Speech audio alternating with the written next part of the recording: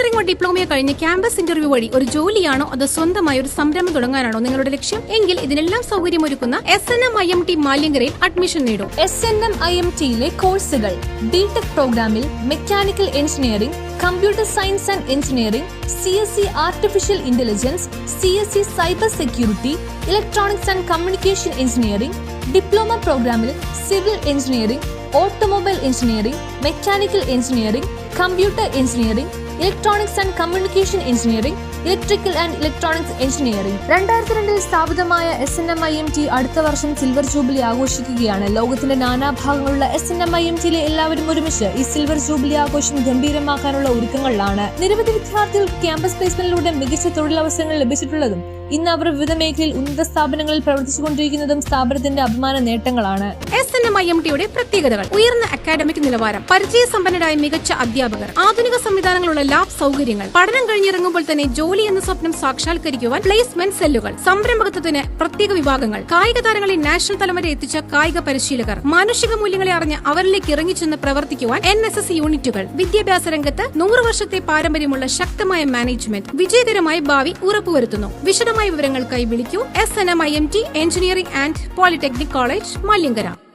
അങ്കമാലി കാര്യവിചാര സദസ്സിന്റെ ആഭിമുഖ്യത്തിൽ പരിസ്ഥിതി ദിനാചരണവും ജെയ്സൺ പാനിക്കുളങ്ങര അനുസ്മരണവും സംഘടിപ്പിച്ചു.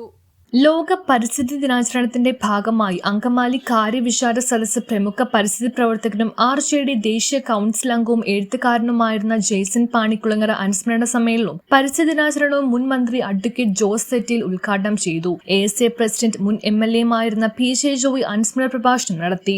RSP ജില്ലാ സെക്രട്ടറി ജോർജ് സ്റ്റീഫൻ അധ്യക്ഷത വഹിച്ചു. KP ഗോവിന്ദൻ കറ്റാർ വാഴത്തൈകൾ വിതരണം ചെയ്തു. CSA secretary Tony Parambi, BJP north ജില്ലാ secretary Francis J Painad, KK Joshi, KK Suresh, Francis Thachil, Nixon Maveli, advocate Thankachan Vembiliyath, PJ Babu, Cheriyan Manjuran, Poly Panjikaran, Baby Parekattil, KP Poly, NP Avarashan, Thomas Maliyekkal, Rojin Devasi, Stephen Kottakkal, KK Sivan, CV Jose, Mohanadasan തുടങ്ങിയവർ പ്രസംഗിച്ചു.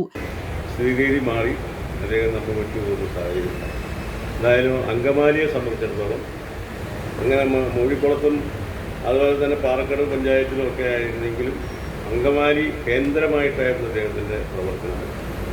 ഒരു നല്ല സംഘാടകനെ അതുവഴി നമുക്ക് നഷ്ടപ്പെട്ടു. അങ്കമാലിക്കുണ്ടായ ആ നഷ്ടം അദ്ദേഹത്തിൻ്റെ പ്രവർത്തനങ്ങൾ വിലയിരുത്തുമ്പോൾ നമുക്ക് മനസ്സിലാക്കാൻ കഴിയും. അതുപോലെ സമാനമായി ഇത്തരം കാര്യങ്ങളിൽ സംഘാടക മികവോടെ നിൽക്കുന്ന ഒരാളെ ഇനി കണ്ടെത്താൻ നമുക്ക് കഴിയണം.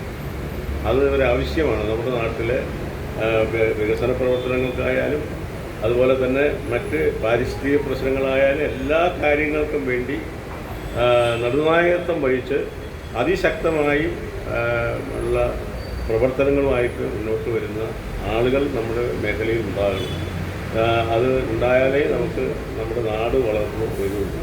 ജെയ്സൺ ആ കാര്യത്തിൽ നമുക്കൊരു തീരാനഷ്ടമാണ്. ജെയ്സൻ്റെ ആത്മാവിന് നിത്യശാന്തി നേർന്നുകൊണ്ട് ഞാൻ എൻ്റെ വാക്കുകൾ നിർത്തുന്നു. ജയ് ഹിന്ദ്. മറ്റു പല കാര്യങ്ങൾക്ക് തർക്കമുള്ള ആളെ പുള്ളിയായിട്ട് ഇപ്പോൾ രജിസ്ട്രി കാര്യത്തിലൊക്കെ എല്ലാ കാര്യത്തിലും എനിക്ക് പുള്ളിയോട് യോജിപ്പുള്ള ആളല്ല. പക്ഷേ ഇത്ര ഞങ്ങൾ ഈ മാഞ്ഞാലിത്തോടിൻ്റെ സംരക്ഷണവുമായി ബന്ധപ്പെട്ട് ഒരു കൊല്ലക്കാലം ഞങ്ങൾ ഈ അങ്കമാലി മേഖലയിൽ ആകെ ഓടി കിടന്ന് കോളേജുകളിലും കുട്ടികളെയും ഒക്കെ കൊണ്ടുപോയി കാണിക്കുകയും എങ്ങനെയെങ്കിലും അത് സംരക്ഷിക്കണമെന്നൊക്കെ ആഗ്രഹിച്ച് കുറേ പണി ചെയ്ത് ഇപ്പോഴൊരു വഞ്ചിയോടെ കിടപ്പുകൾ ഞങ്ങൾ വാങ്ങിച്ചിട്ടായിരുന്നത്.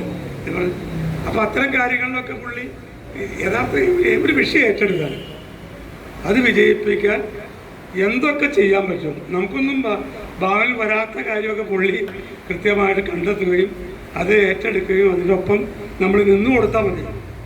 ഭംഗിയാക്കി എടുക്കുന്ന കാര്യത്തിൽ മിടുക്കനാണ് ജെയ്സൺ. പരിസ്ഥിതി വിഷയങ്ങളിലൊക്കെ ചില തർക്കങ്ങളൊക്കെ പലപ്പോഴും വന്നിട്ടുണ്ട്. എല്ലാം പൂർണ്ണമായിട്ടും എനിക്ക് ഉൾക്കൊള്ളാൻ കഴിഞ്ഞിട്ടില്ല എന്ന് സത്യമാണ്. എങ്കിൽ പോലും ജെയ്സൺ ചെയ്ത പ്രവർത്തനങ്ങൾ ഇപ്പോൾ നാട്ടിലെ സമരത്തിൻ്റെ കാര്യത്തിൽ ഒത്തിരി ത്യാഗം അനുഭവിച്ച ഒരാളാണ്. കാരണം ജയിൽ ശിക്ഷ അനുഭവിച്ച് അതൊക്കെ വലിയ വലിയ ഗൗരവമാണ് തന്നെയാണ്.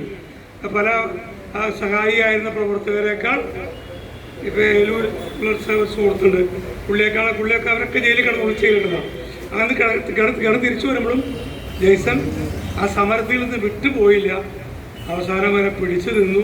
പല വിക്രമന്മാരും അതിൻ്റെ ഒപ്പം ഉണ്ടായിരുന്നെങ്കിലും അവരൊക്കെ അവിടുന്ന് ഇടയ്ക്കിട്ട് ഒളിച്ചോടായത്. അപ്പം അത്തരം കാര്യങ്ങളിൽ ചില മേന്മകളുണ്ട്, എന്നാൽ ന്യൂനതകളുണ്ട്. എങ്കിൽ പോലും ജെയ്സനെ ഈ ദിവസം തിരഞ്ഞെടുത്ത് നന്നായി.